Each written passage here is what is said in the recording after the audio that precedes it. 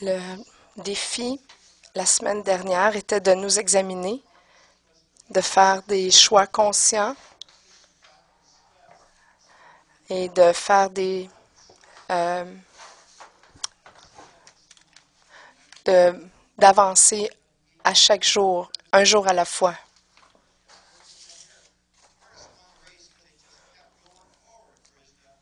C'est comme une course où on doit toujours avancer.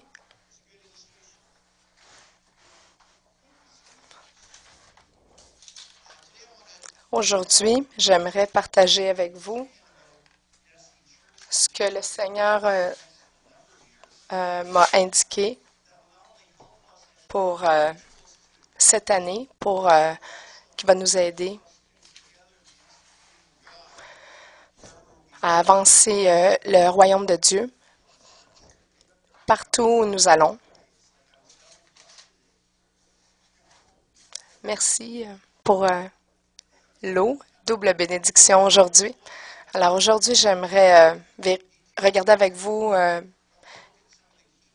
quelques points clés que le Seigneur aimerait partager ce matin.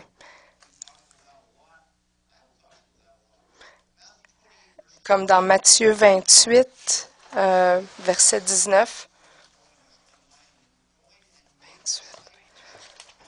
Alors, allez, faites des disciples de toutes les nations, les baptisant dans le nom du Père, du Fils et du Saint-Esprit. Enseignez à ces nouveaux disciples d'obéir aux commandes que je vous ai données. Et soyez certains de ceci, je serai avec vous jusqu'à la fin des temps.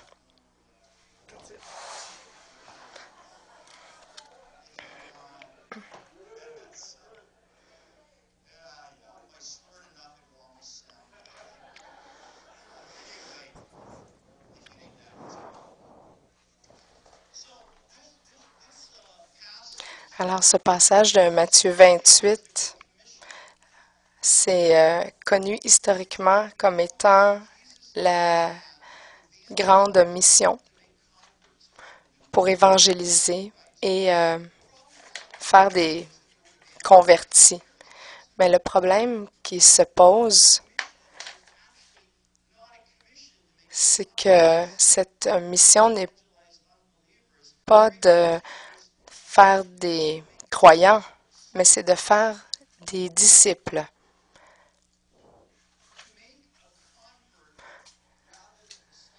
De faire un converti au lieu d'un disciple, c'est comme de faire un enfant et de le laisser dans la rue. Si personne le prend et s'en occupe, il va mourir. Alors, souvent, on fait on fait de quelqu'un un converti, mais on le laisse périr, on le laisse mourir.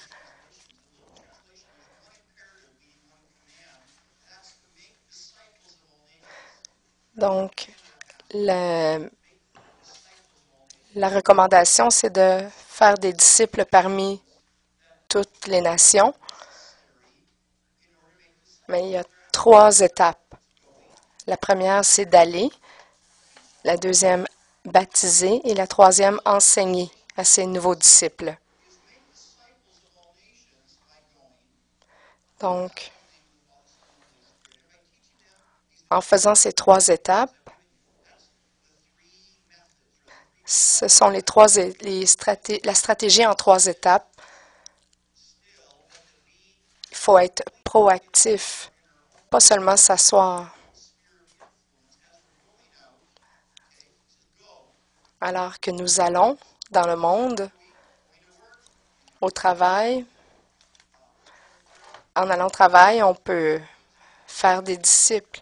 Lorsqu'on va partout, même faire des courses, on peut rejoindre des gens. Alors, Dieu nous appelle, chacun de nous, à partager l'Évangile de façon intentionnelle. Non pas passivement, mais intentionnellement.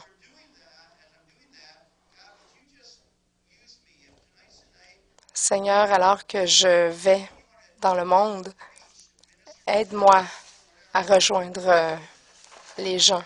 Montre-moi.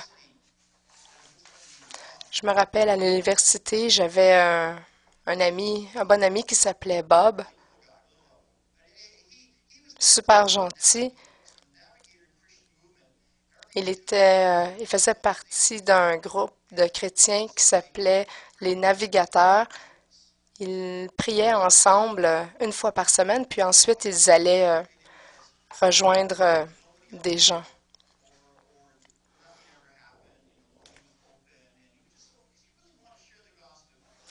You can listen if you want. You don't hear it. No. Ça faisait 8 ans qu'il était chrétien. Moi, ça faisait 3 mois seulement. Et je lui ai demandé, j'ai dit, c'est quoi ta stratégie? C'est quoi le truc pour faire ça? Parce que je veux, euh, je veux le faire, mais ça fonctionne pas. Donne-moi ton secret. Bob m'a dit, euh, le secret, c'est que je prie à Dieu et je lui dis, Seigneur, j'ai pas le temps. Tu m'entends? Pas toi, j'entends lui. Alors, montre-moi euh, les gens que tu veux que je rejoigne. Amène-moi les gens dans mon cercle social. Les gens que tu m'amènes, je vais prendre le temps de partager l'Évangile avec eux.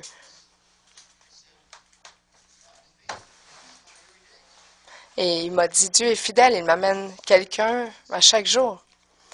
Et là, je lui ai dit, c'est simplement ça le secret.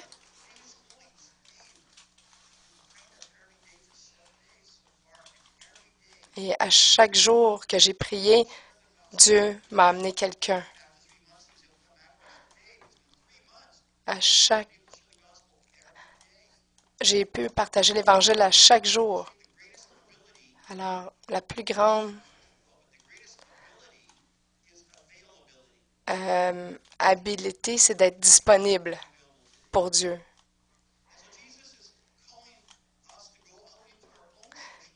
Jésus nous appelle à aller dans notre cercle d'influence et être ouvert pour qu'il nous utilise.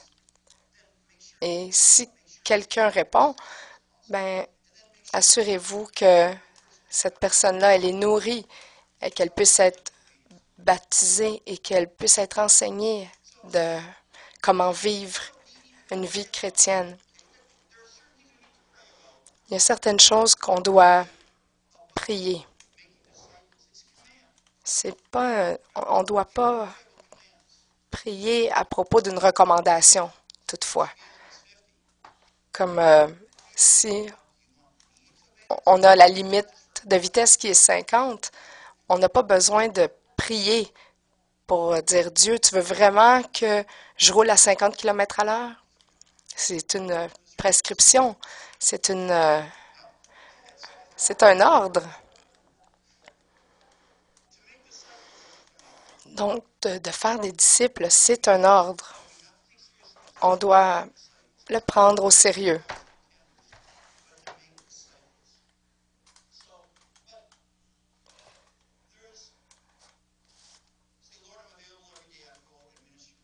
Dieu, je vais me rendre disponible à chaque jour et je vais rejoindre les gens. Mais il y a quand même un processus. Alors, j'ai la méthode pour faire des disciples ou en fait le processus.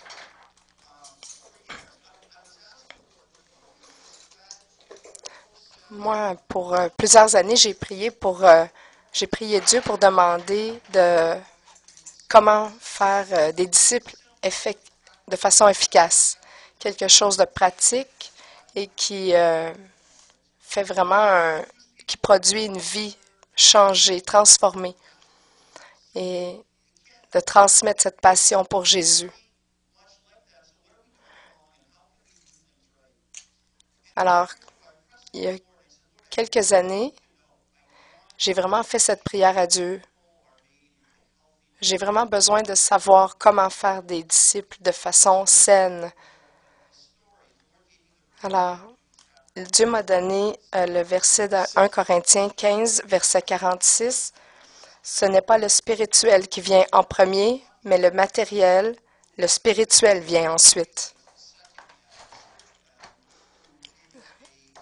Jésus est la solution à notre nature pécheresse. Mais l'application de ce verset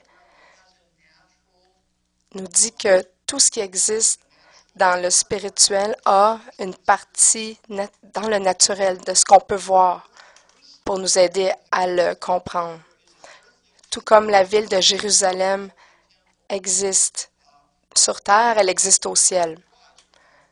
Il y a des mariés ici sur la terre, mais l'Église, au niveau spirituel, sera mariée à Jésus au ciel. Alors, il y a toujours une contrepartie naturelle au spirituel.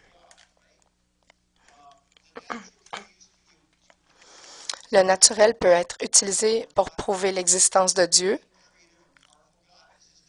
notre Dieu aimant, puissant et créateur, comme dans Romains 1, verset 19. Et pourtant, ce que l'on peut connaître de Dieu est clair pour tous. Dieu lui-même le leur a montré clairement. En effet, depuis que Dieu a créé le monde, ses qualités invisibles, c'est-à-dire sa puissance éternelle et sa nature divine, se voient fort bien quand on considère ses œuvres. Les humains sont donc inexcusables.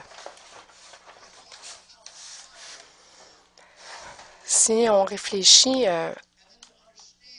au processus qui fait qu'un enfant vient au monde, on peut utiliser cette compréhension pour comprendre la meilleure manière, la plus efficace de faire des disciples.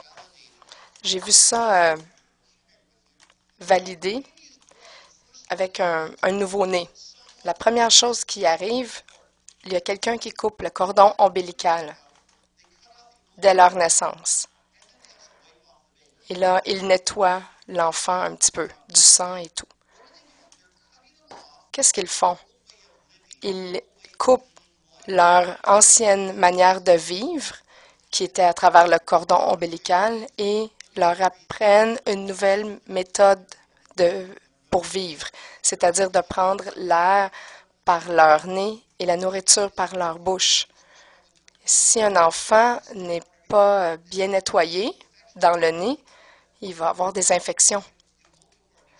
Et le cordon ombilical doit être coupé relativement rapidement après la naissance. Alors, il y a une coupure et un nettoyage qui doit se faire. Et de la même manière, lorsque quelqu'un devient chrétien, la première chose qui doit leur être apprise, c'est pas d'aller à l'église. Ils doivent apprendre à couper leur ancienne manière de vivre.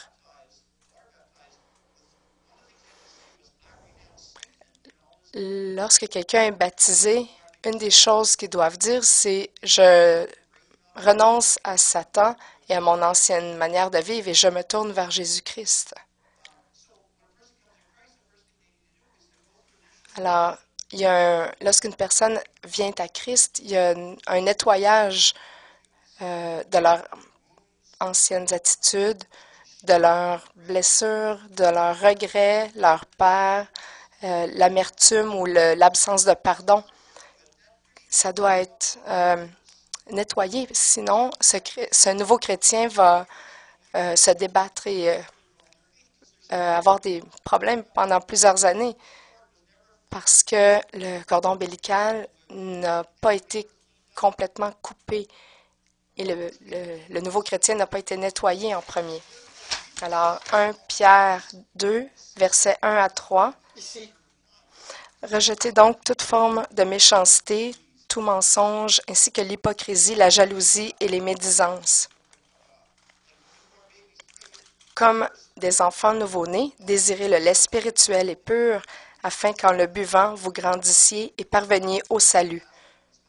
En effet, vous avez constaté combien le Seigneur est bon. Donc, le bébé spirituel doit laisser aller certaines choses, doit être nettoyé et il ne peut pas le faire tout seul. Il a besoin d'aide pour ce faire. Comme Lazare, quand il est sorti, il est ressuscité. La première chose que Jésus a demandé aux disciples, c'est aidez-le à se dégager de ses bandages.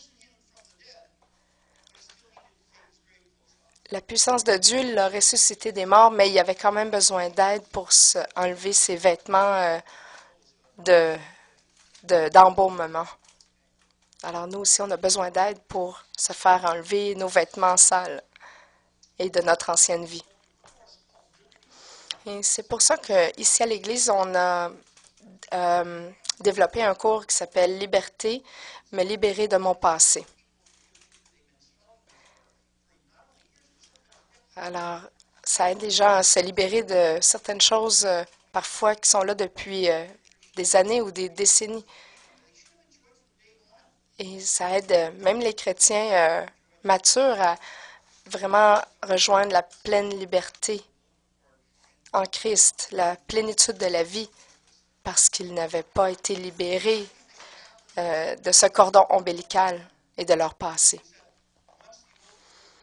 Ensuite, la deuxième étape pour un bébé, lorsque le cordon est enlevé et qu'il est nettoyé, le bébé est déposé sur la poitrine de sa mère. Alors, qu'est-ce qui se passe? Il connecte avec sa mère pour avoir un sentiment de sécurité, d'intimité et d'amour. De la même manière, la deuxième chose qu'un nouveau-né chrétien a besoin, c'est de sentir le cœur aimant de mère de Dieu. Cette sécurité-là, cette intimité-là, cet amour-là. Matthieu 23, verset 37.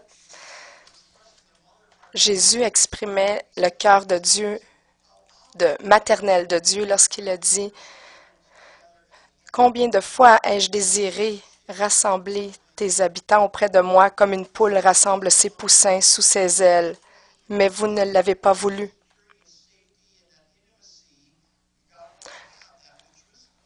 Dieu voulait avoir ce sentiment-là avec son Église.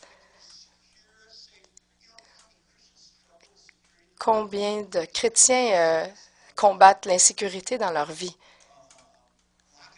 Ce manque d'intimité avec Dieu, ils ne se sentent pas aimés de Dieu, ils remettent en question son amour pour eux. C'est qu'ils n'ont pas été amenés à travers ce processus d'intimité. Même les psychologues disent que si un enfant ne connecte pas bien avec sa mère, au début, il va toujours avoir de la difficulté avec l'insécurité dans sa vie et même l'intimité avec quelqu'un, une autre personne humaine. Si un enfant ne connecte pas bien avec sa mère, il va toujours combattre la peur, l'insécurité toute sa vie. Alors, on a un deuxième cours ici à l'Église qu'on a développé qui s'appelle Intimité, expérimenter l'amour de mon Père. Pour vraiment se rapprocher de Dieu et se sentir en sécurité avec le cœur maternel de Dieu. Parce que vous connaissez le cœur de Dieu pour vous. La troisième étape, lorsqu'un enfant naît, lorsqu'il est un nourrisson, la mère le prend face à face et elle dit son nom. Tu t'appelleras Bobby. Et elle le présente à son père, à sa mère et à ses frères et sœurs. Donc, elle le met en contexte de relation avec sa famille. Alors, ils ont une identité. Ils développent même plus qu'un nom. C'est dans un contexte de relation. Tu es mon fils. comme Dieu qui a déclaré l'identité de Jésus. Tu es mon fils en qui j'ai mis toute ma confiance. Pour les chrétiens, la troisième étape, c'est qu'ils ont besoin ensuite d'expérimenter le cœur paternel de Dieu lorsqu'ils vont vraiment reconnaître leur identité en tant que fils ou fille de Dieu. C'est une identité en Christ. Ils savent qui ils sont en Christ et ils font partie d'une famille spirituelle. Ils ont des frères et sœurs qui peuvent les encourager sur leur parcours. Ils ne sont pas seuls. 2 Corinthiens 6, verset 18. « Je serai un père pour vous et vous serez des fils et des filles pour moi, dit le Seigneur Tout-Puissant. » Les psychologues disent que l'identité d'un fils ou d'une fille, c'est vraiment, ça se développe au cours de la relation qu'ils ont avec leur père. Si cet enfant-là n'a pas cette connexion avec son père, ils vont chercher qui ils sont toute leur vie. Particulièrement dans notre société, et au Québec même, il y a beaucoup de gens qui ont des problèmes d'identité en termes de qui ils sont et même leur identité sexuelle. C'est souvent à cause du manque du père. C'est à travers la relation avec le père que l'enfant développe son identité propre. Si vous n'avez pas de père dans la maisonnée, essayez de trouver un grand frère ou une figure masculine dans la vie de cet enfant pour l'aider à développer son identité. De notre côté, ici à l'Église, on a développé un troisième cours qui est le cours sur l'identité, découvrir mon nouveau moi. Alors, vous allez pouvoir avoir un focus en vous connaissant mieux. Vous savez quel est votre destin. Et vous allez pouvoir trouver le plan de Dieu pour vous, qui Dieu veut que vous soyez. La quatrième étape de vie d'un enfant, c'est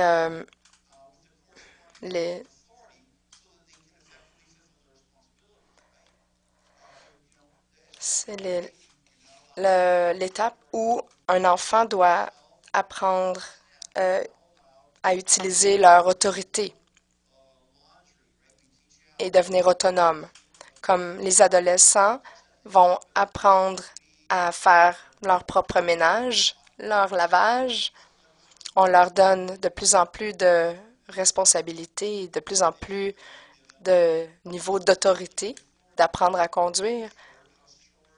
Alors, c'est la même chose pour quelqu'un qui devient un chrétien, c'est de comprendre et d'apprendre à utiliser leur autorité en Christ et devenir autonome. Lorsqu'on enseigne à nos enfants, on leur apprend à utiliser leur autorité.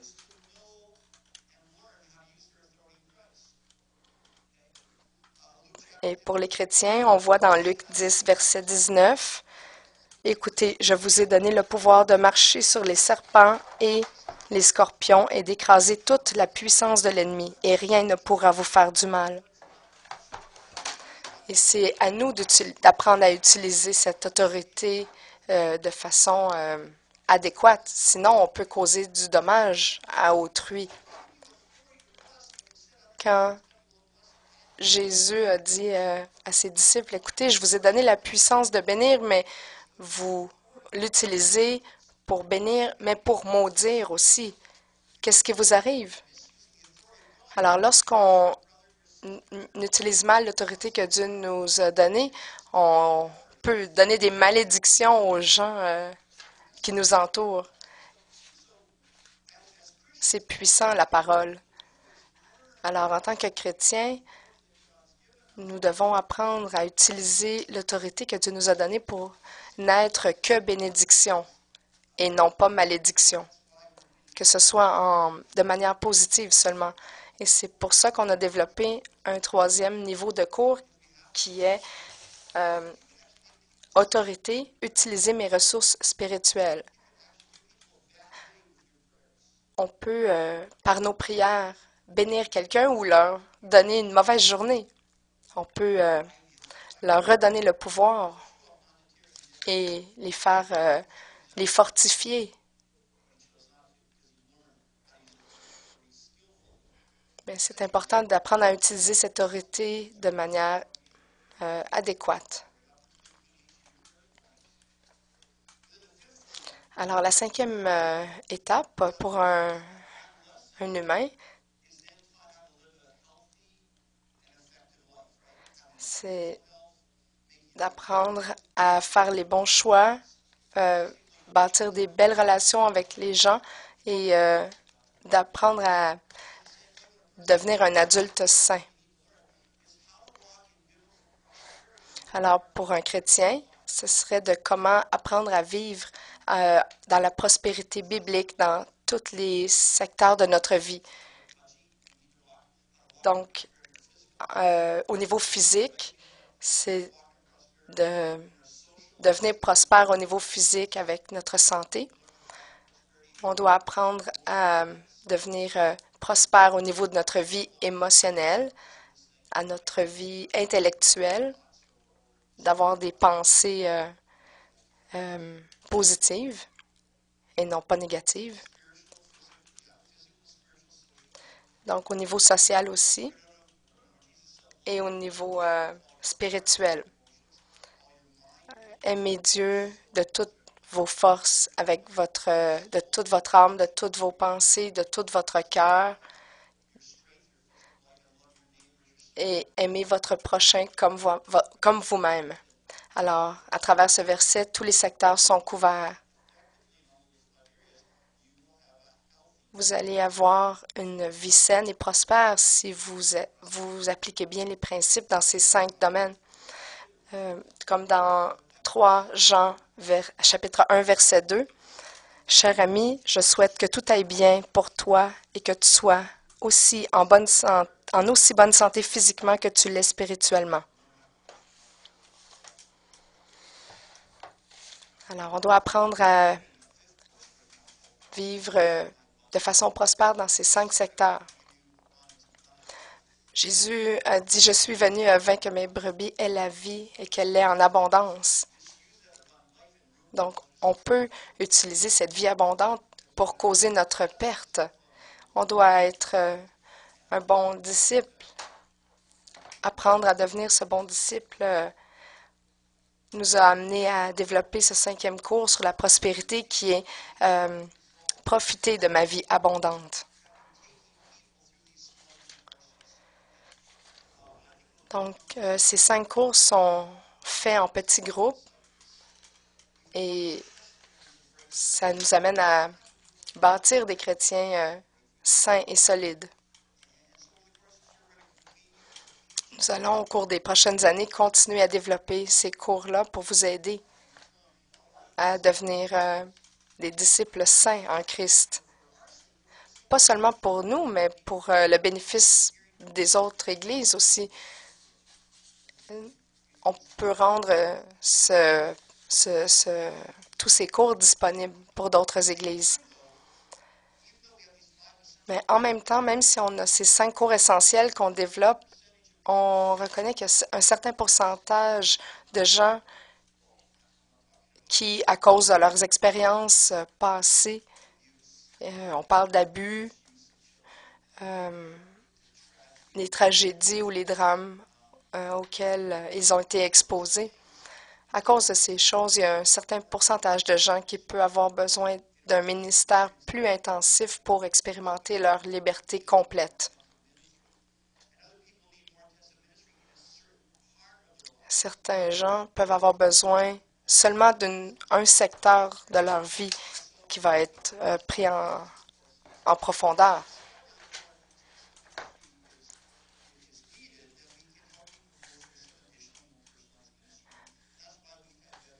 Alors, c'est pour ça qu'on a Pasteur Beverly et Tony Resendez qui viennent ici. Il y a le Pasteur Mike et Sandy Hartigan aussi. Ils vous prennent pour les blessures de l'âme, les croyances non bibliques, les oppressions démoniques. Et ils ont eu cet entraînement et ils sont reconnus officiellement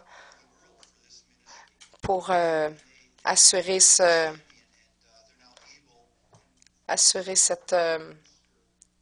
ministère auprès des gens pour vous aider si besoin. Ils ont déjà fait le ministère auprès de quelques personnes ici. On entend des belles choses.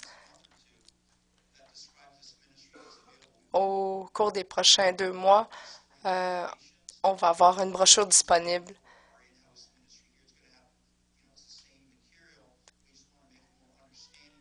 On va distribuer le curriculum de ces cours-là avec un nouveau nom, là. On va vous laisser savoir ça au cours des prochains mois.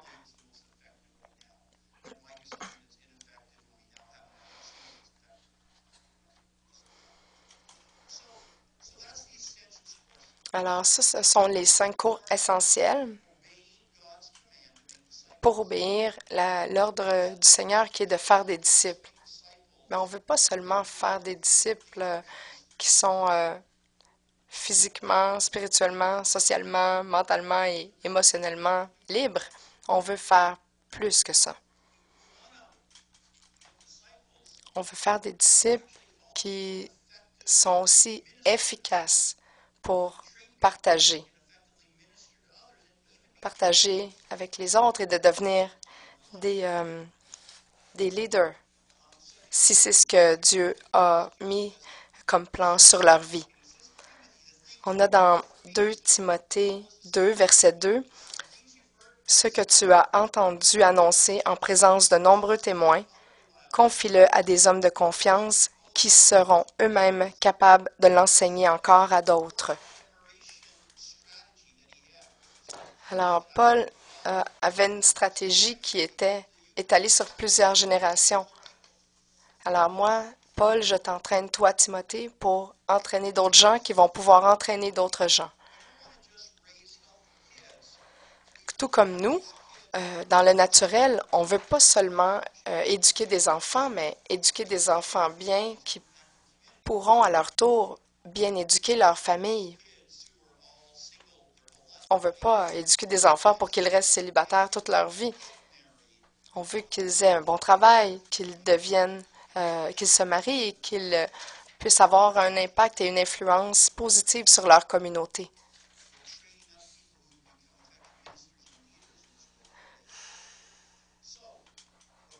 Donc, qu'est-ce qu'on fait, nous, ici, pour ça? Alors, on a l'école de théologie ici depuis quelques années.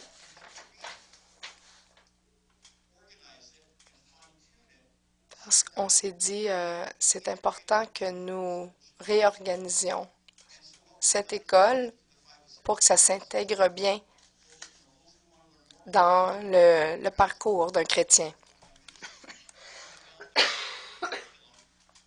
Alors, on a développé un programme d'études sur 4 ans où, pendant un week-end par mois, vous allez pouvoir prendre un cours, donc 10 cours par année. Et dans 4 ans, vous allez pouvoir avoir l'équivalent d'un certificat qui va vous donner un diplôme en théologie.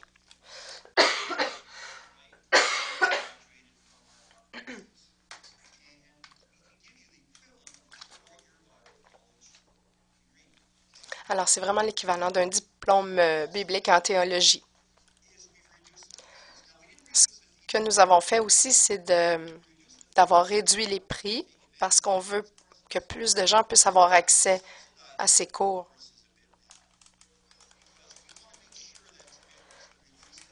On veut être certain que c'est disponible pour le plus de gens possible. C'est environ 40 par cours.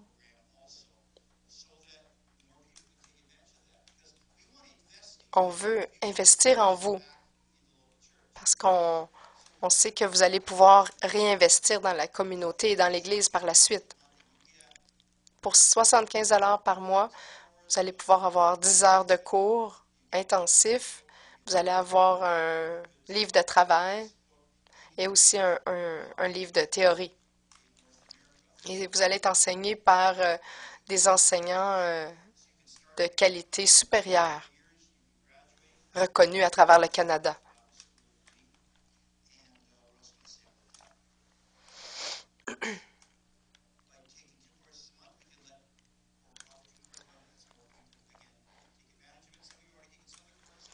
Certains d'entre vous prennent déjà un cours par mois, mais on va avoir une plus grande disponibilité au cours des prochains mois.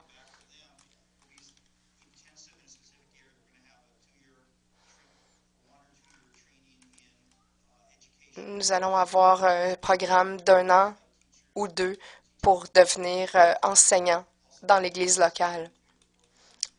Nous allons avoir aussi un programme intensif sur un an ou deux qui va pouvoir faire de vous des conseillers chrétiens pour l'Église.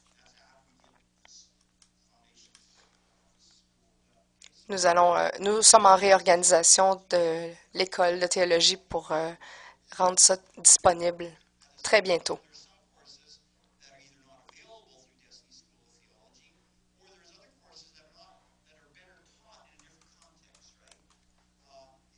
Il y a certains cours qui se donnent dans un autre contexte aussi.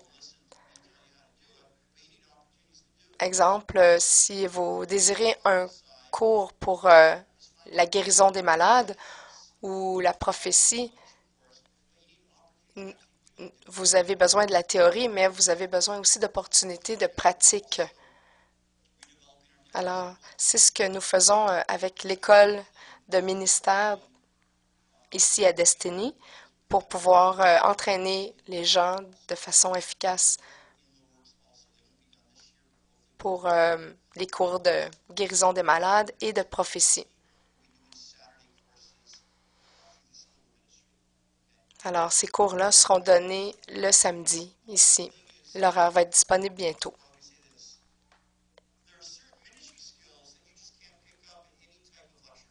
Il y a certains types de talents et d'habilités pour le ministère qu'on ne peut pas obtenir tout simplement par des cours théoriques et pratiques. Alors, c'est pour ça qu'on a développé un autre cours qui est un cours d'internat pour le ministère, qui est vraiment pour entraîner des gens à partager, communiquer un sermon.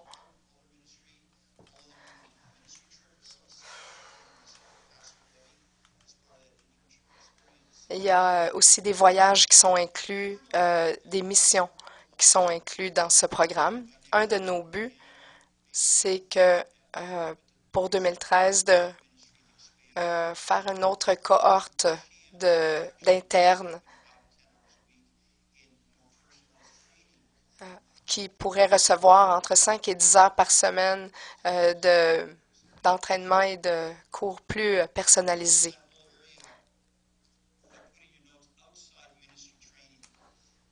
J'ai aussi ajouté un quatrième point, qui est un autre entraînement. Parce que nous reconnaissons qu'il y a certaines choses qu'on ne peut pas enseigner ici, que ce soit parce qu'on n'a pas les ressources nécessaires ou les gens nécessaires.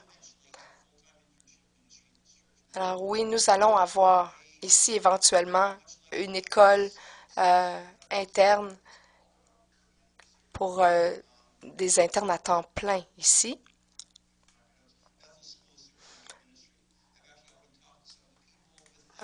Comme un exemple, ce qui existe déjà dans d'autres églises, c'est l'église du ministère Bethel, qui est un entraînement surnaturel. Mais nous ne sommes pas actuellement rendus là. Alors, c'est pour ça que on a besoin d'aide extérieure,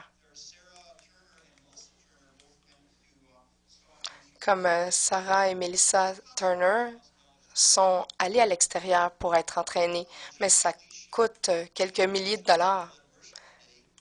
Ben et Chelsea, qui nous ont conduits dans la louange aujourd'hui, sont allés à Toronto pour recevoir de l'enseignement.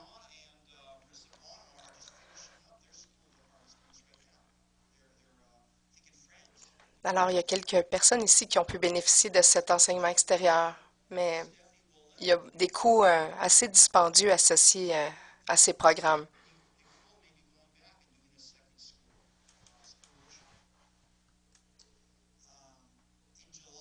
En juillet prochain, nous allons avoir Melissa aller à Bethel, qui ira à Bethel, en Californie, pour aller à l'église de louange, à l'école de louange. Mais ça va coûter plusieurs milliers de dollars. Alors, qui sait ce qui les attend dans leur vie future? Ça leur coûte beaucoup d'argent. Bethel, ça coûte 5 à 7 000 dollars. Et lorsqu'ils reviennent, lorsqu'on investit en eux, on s'attend à ce qu'ils investissent en nous et qu'ils redonnent ce qu'ils ont reçu. Alors, c'est pour ça qu'on les aide avec la vente de produits qui vont les supporter. En tant qu'Église qui fait des disciples, nous devons trouver des manières de distribuer l'enseignement que nos jeunes ont besoin. Et ça implique des coûts.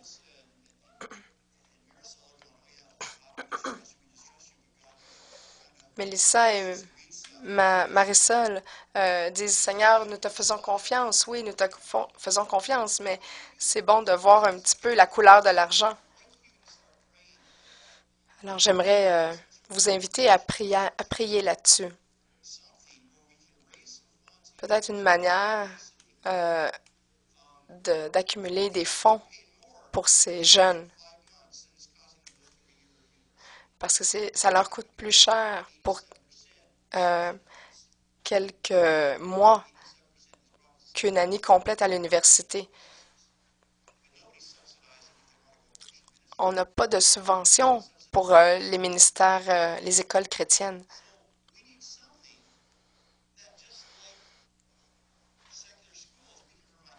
Alors, on a besoin de quelques moyens pour trouver une manière de fournir ces fonds.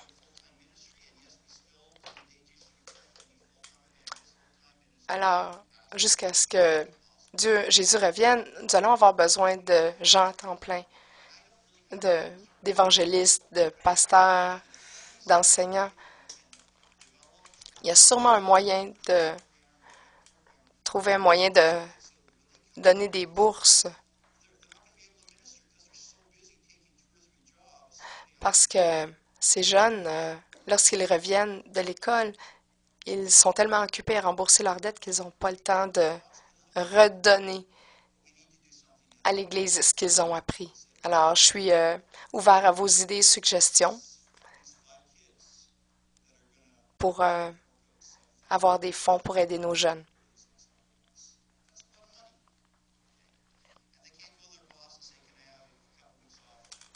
Et c'est difficile pour eux d'aller voir leur patron et dire, ah, écoutez, j'aurais besoin de quelques mois de vacances. Ils n'ont pas 5, 7 mois de vacances payées. Alors, ceci conclut un petit peu l'entraînement des ministres. Maintenant, je voudrais vous parler des missions.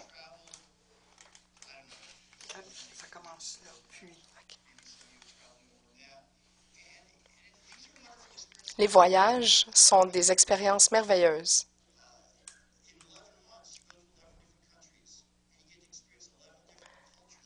En 11 mois, d'aller dans 11 pays, ça donne vraiment une belle expérience de voir 11 cultures différentes. Lorsqu'on va en mission à travers le monde, ce que j'ai remarqué, c'est qu'il y a beaucoup de gens qui font ça, qui ne le font pas d'un cœur pour les missions. C'est en fait qu'ils veulent passer une semaine dans un pays et une semaine dans un autre pays et une autre semaine dans un autre pays simplement pour avoir le prestige de pouvoir écrire dans leur site web. Nous faisons le ministère dans 11 pays, mais ils ne sont pas nécessairement une aide pour ce pays-là. De passer seulement 3, 5 jours dans un pays, ce n'est pas nécessairement un soutien pour ce pays-là.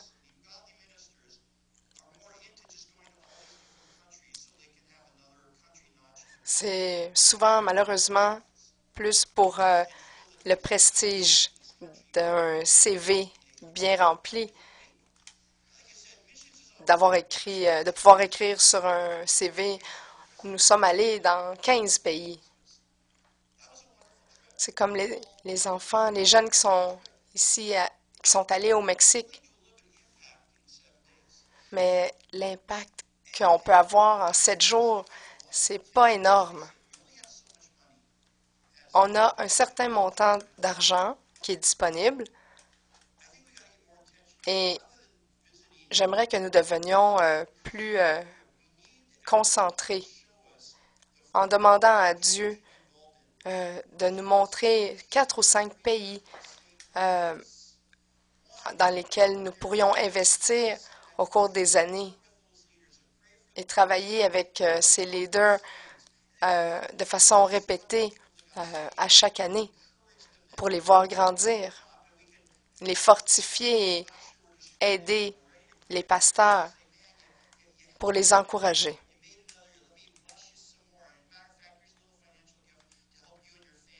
Alors, pour même les bénir au niveau financier et leur donner les ressources qu'ils ont. Je vous donne un exemple. Nous sommes allés aux Philippines ça fait 8 fois que j'y vais. Même si ça me coûte 2000 $ à chaque fois, je reconnais leur nom et leur visage et je peux rester en contact avec eux par courriel.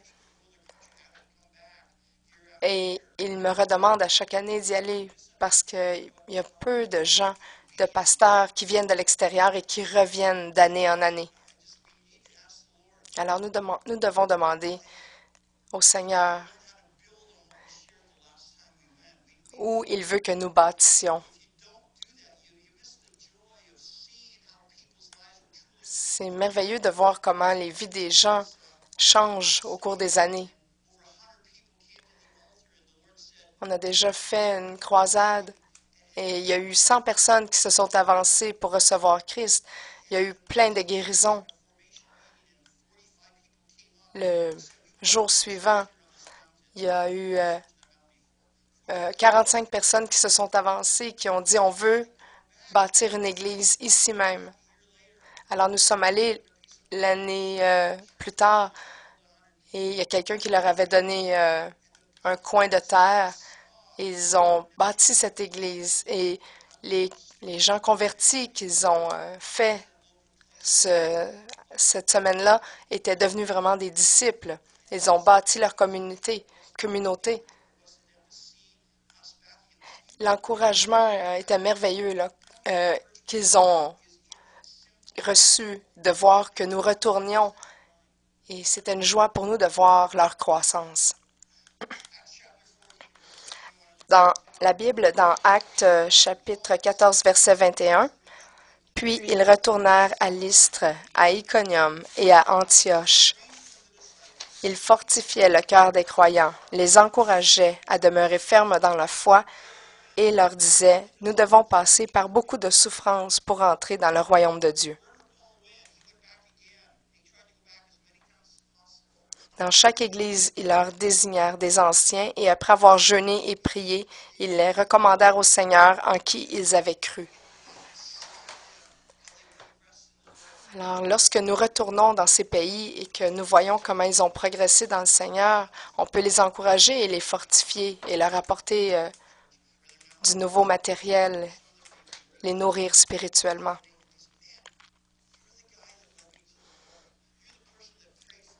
Lorsqu'ils reviennent me voir et me disent, « C'est toi qui m'as conduit au Seigneur. Wow, c'est toi qui m'as guéri. » C'est beaucoup plus efficace que de choisir 30 pays et d'aller passer un long week-end dans chacun. Nous voulons répandre la lumière du Seigneur de façon focusée et dirigée. Nous devons prier et demander à Dieu, montre-nous ces endroits où tu veux que nous investissions pour bâtir ton Église.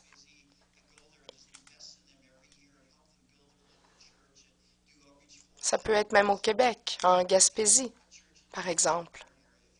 Parce que je vous dis, la Gaspésie, si vous êtes déjà allé là-bas, c'est assez solitaire. Il n'y a pas beaucoup de pasteurs qui tiennent longtemps là-bas. Je pense qu'il y a plus d'églises en Afrique qu'en Gaspésie. C'est difficile pour les chrétiens de trouver une église locale où ils peuvent grandir. Même dans le peuple cri dans le nord, les Inuits.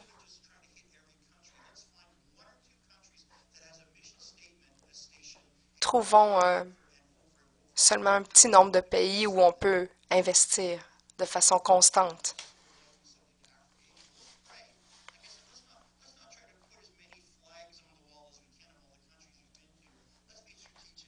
Soyons stratégiques dans notre ministère pour rejoindre les gens.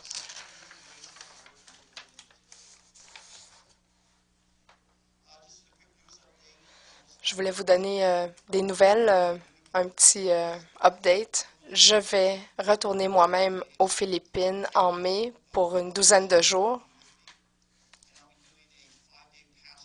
Il y a un pasteur qui va m'accompagner. Je vais faire une école pour les pasteurs. Et Craig Fazler va faire le ministère le soir et un séminaire le samedi sur la guérison et l'évangélisme. Si vous êtes intéressé pour passer 2 semaines avec nous, c'est un sacrifice, c'est 2000 $. Le vol d'avion lui-même est environ 1500 $. Mais pour ce prix, vous allez avoir 3 repas par jour. Le toit est aussi inclus. Laissez-moi savoir si vous désirez m'accompagner en mai. On va en discuter. Si vous voulez venir voir et apprendre, il va y avoir beaucoup à apprendre.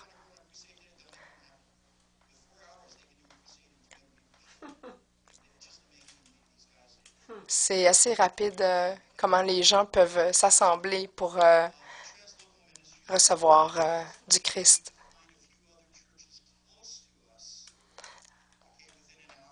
Alors, j'aimerais aussi qu'on puisse trouver quelques églises près de nous, à 1 heure de route au maximum, qu'on puisse les supporter, leur enseigner. Et vraiment de pouvoir les accompagner, les supporter au cours des prochaines années.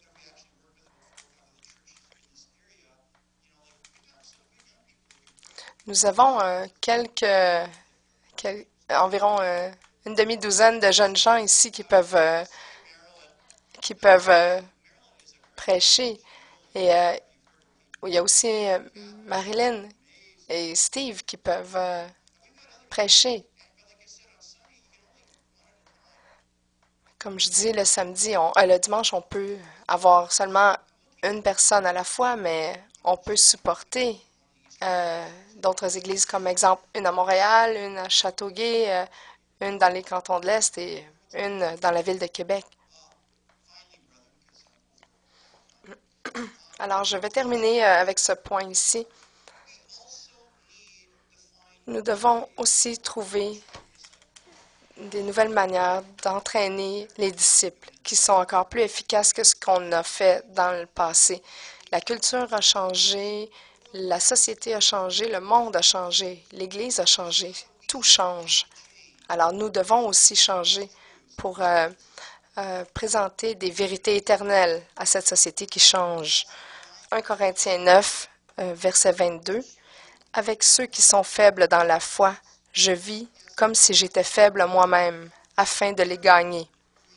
Ainsi, je me fais tout à tous, afin d'en sauver de toute manière quelques-uns. Paul était prêt à trouver de nouvelles stratégies pour rejoindre les gens. Nous aussi, en tant qu'Église, nous devons rester flexibles et adaptables. Je vous donne un exemple de ce que nous faisons ici pour ça. Alors, je travaille actuellement avec Gaston et Joanne Leduc pour entraîner des équipes prophétiques. Nous avons des rencontres qui sont planifiées. Et Joanne utilise notre plan de cours pour partager cet entraînement prophétique à l'église de Châteauguay.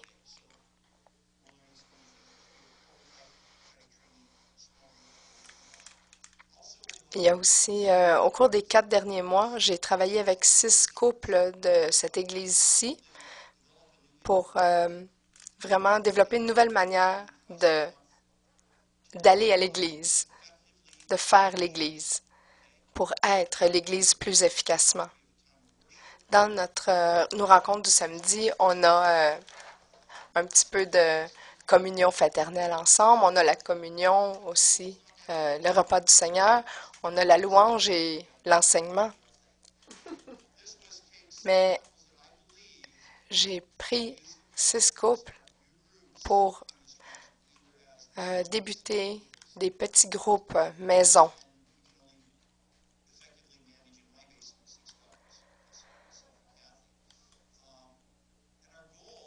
Notre but, c'est qu'en septembre prochain, on peut avoir 3 autres groupes qui puissent naître de notre groupe actuel. Ça va vraiment être un petit groupe maison. Les gens vont se rencontrer peut-être 2 fois par mois pour bâtir des relations, apprendre d'un et l'autre, de nous encourager mutuellement pour bâtir des relations saines. Nous allons aussi avoir un deuxième groupe qui va se rencontrer, qui va vraiment s'appeler une église maison. Et celle-ci va être vraiment un petit groupe qui va être envoyé dans les communautés pour commencer, débuter des nouvelles églises. Alors, on a par exemple ici Jacques et Marie Loyer qui vont débuter une église dans la région de Saint-Jean. Alors, nous allons les supporter spirituellement et les couvrir spirituellement. On va faire ça aussi dans d'autres régions. Et ce seront des églises maisons qui vont être en lien avec l'église ici.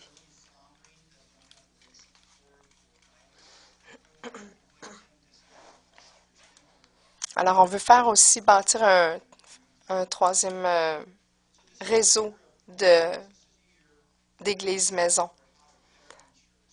Et c'est quelque chose qui est en train de se travailler actuellement, en train de se bâtir. Je crois qu'au cours des prochains 20 ans, on va vraiment voir beaucoup de changements et on ne veut pas être pris à la dernière minute. Pourquoi ne pas être préparé d'avance au changement pour pas être en réaction, mais plutôt proactif envers ce changement. Alors, en conclusion, au bas de votre page, votre dernière page, je suis désolée d'avoir parlé autant aujourd'hui, mais quelqu'un dit Amen. Alors, en conclusion, nous allons avancer. La semaine prochaine, nous allons parler de comment avancer en agrippant votre vision. Mais nous, ici, nous allons avancer en devenant une Église plus efficace en faisant des disciples. Nous allons voir le ministère grandir au niveau du nombre d'opportunités en travaillant avec d'autres églises. Nous allons devenir plus stratégiques dans nos missions locales et internationales. Et nous allons former des groupes maisons dans différentes régions. Une à Saint-Jean, une à Sainte-Julie, une dans le coin de Belleuil. Alors, levons-nous tous ensemble. 1 Corinthiens 9, 23. Je fais tout cela pour la bonne nouvelle, afin d'avoir part au bien qu'elle promet. Écoutez, c'est un défi. Père, dans le nom de Jésus, tu as formé ce corps qui s'appelle Église destinée pour une raison. Nous sommes appelés à devenir une Église régionale, une Église apostolique qui rejoint les nations. Père, nous prions aujourd'hui qu'alors que nous avançons à travers cette année et les prochaines années à venir, que tu vas nous aider à devenir cette Église. Peu importe la grandeur, mais une Église qui est efficace et qui a un impact, qui a une bénédiction pour les autres. Que nous puissions être vraiment capables de chanter avec conviction que toutes les bénédictions d'Abraham sont nôtres et que nous marchons dans cette onction d'Abraham. Père, qu'est-ce que nous pouvons dire de plus? Dieu gracieux et fidèle, continue à nous utiliser. Donne-nous stratégie, direction et grande sagesse pour les jours à venir. Nous prions dans le nom de Jésus.